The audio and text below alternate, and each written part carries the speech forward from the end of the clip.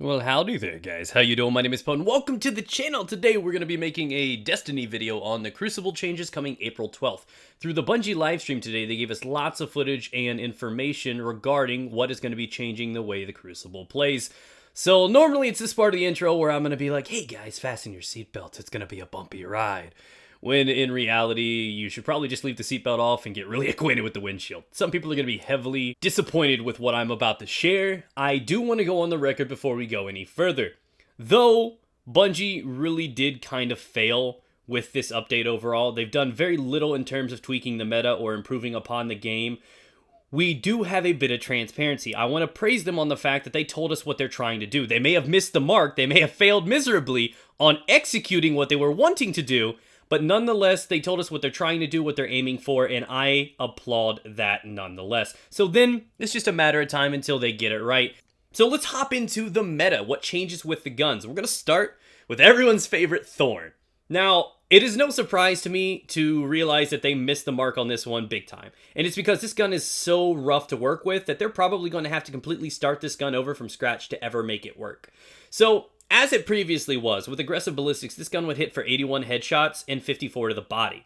It also did 6 dot ticks of 3 damage apiece. They've reduced that now to 4 ticks of 2, which is an improvement. It removes the capabilities of getting a 3 shot to the body and walking away, which is awesome. It's less noob friendly, less easier to use, and you have to be a little bit more precise, but not that much. Now all you need to do is sink 1 into the cranium and 2 into the body, which is still a significant advantage over all the other ones in the archetype, because they require 2 to the head and 1 to the body.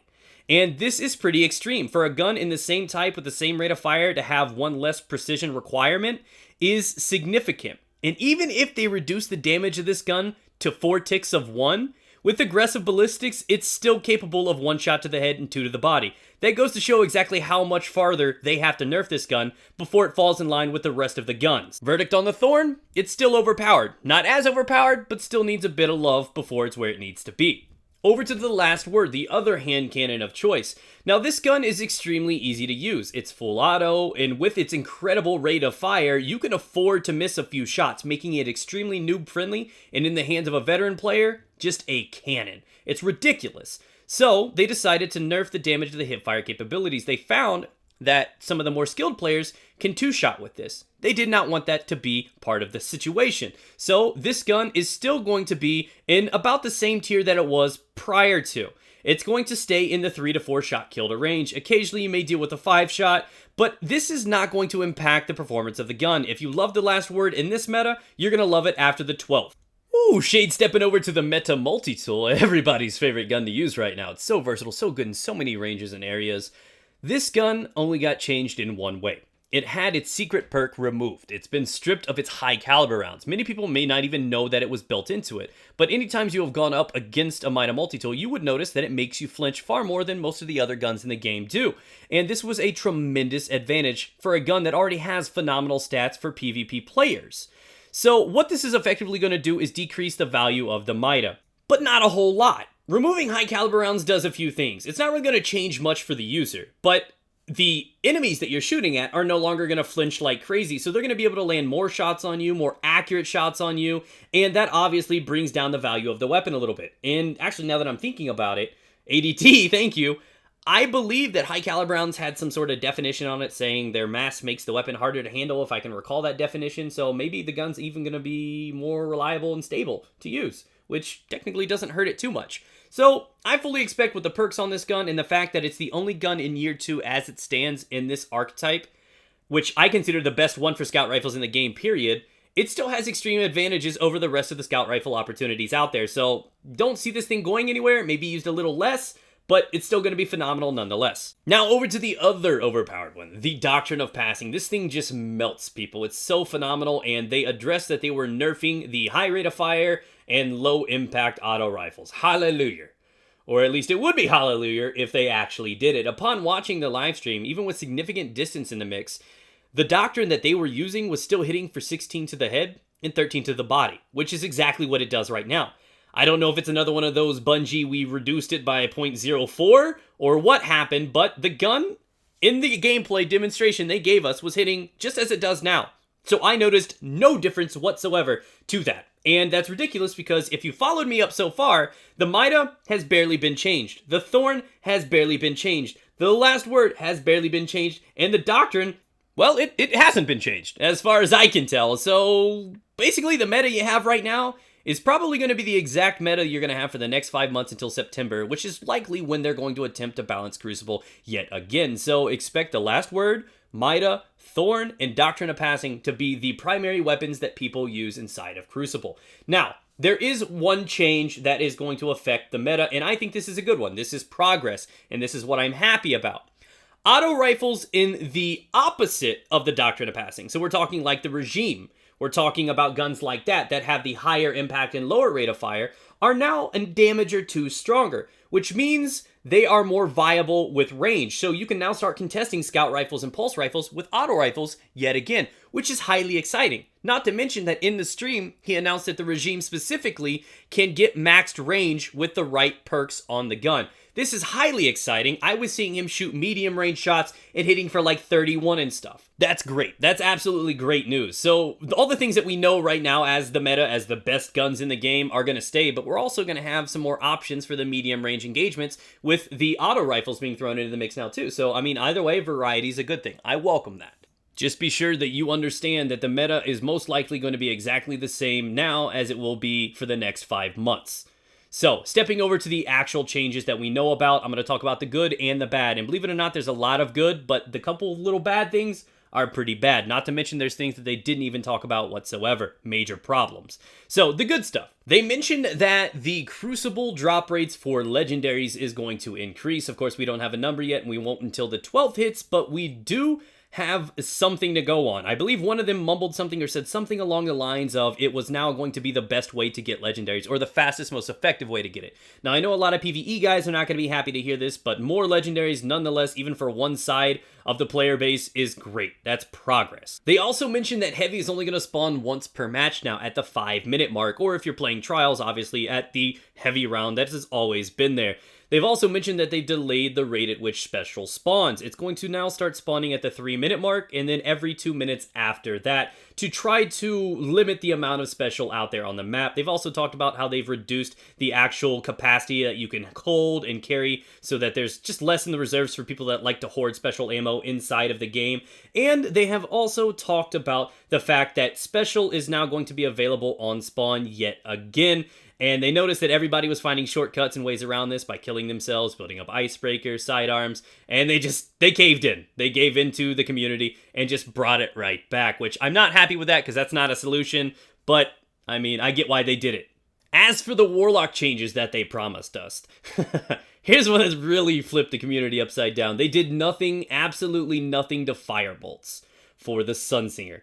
This pissed everyone off because this is probably the #1 most complained thing about in terms of balance for Crucible, and their reasoning was even more palm face worthy, is the fact that they said they couldn't balance it because they just didn't know how to.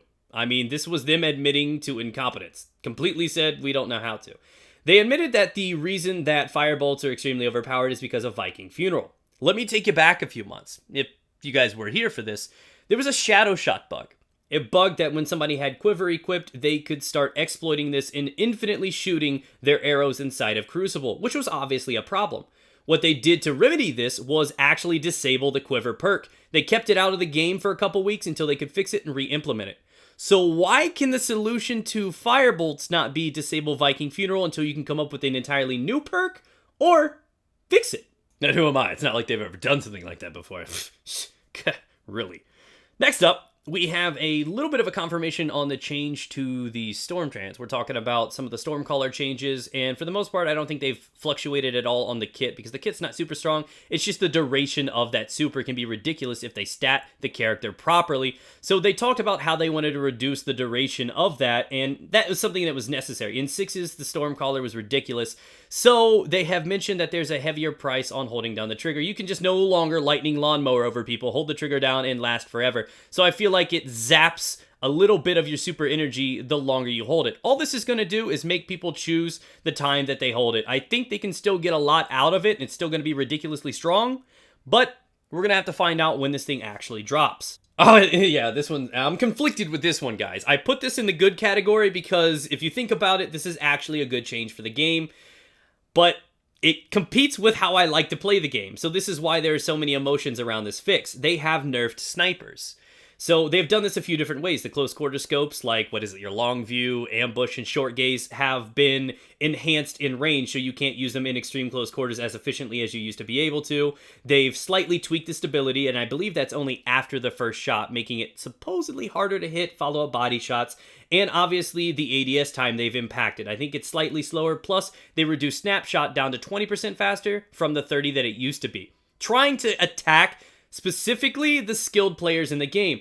The average or less talented players are not going to be able to consistently and confidently pull off those snapshot crazy up close quarter sniper kills. It's just not going to happen. But those really good players can do that. And this is why a lot of the community is torn with this idea. I, for one, I'm all for it, because snipers should not be used in shotgun range. That's what shotguns are for. So I understand why they're doing this, even though it kind of hurts the way that I like to play.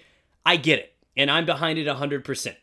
So honestly, I think people are going to adjust to this. Real snipers are going to adjust to this. I've never rolled for perfect 1,000-yard stares. I've never used short gaze. For the longest time, I only used mid-range scopes. So I think people are going to be able to adjust to this and realize it's not as severe as people are painting it out to be. So just chill out a little bit, and you'll see that you can adjust to it if you are a skilled player. That pretty much makes it all for the good. There's a few little things I may not have talked about. I'll definitely cover them in the future video when the full patch notes drops down while I dissect those and completely give you accurate information on it. But for now, there are two things that I want to mention that are in the bad category. Obviously, the firebolts are something that I've talked about. I don't understand how they have not done this, why they did nothing about it, why they didn't just simply disable it. This is a bad thing. And that's the only real reason that I put this in the bad category is because, well, they told us that the reason they couldn't do it is because they would have to rework a good portion of the actual subclass. And even if that's the case, that's a responsible thing to do. If you realize you have a problem, a significant problem, probably the worst plague on your game, then if reworking is what you need to do, then maybe you should get on it. But realistically, you probably don't have to. They just made up some bullshit excuse. That's just my opinion on that one, though.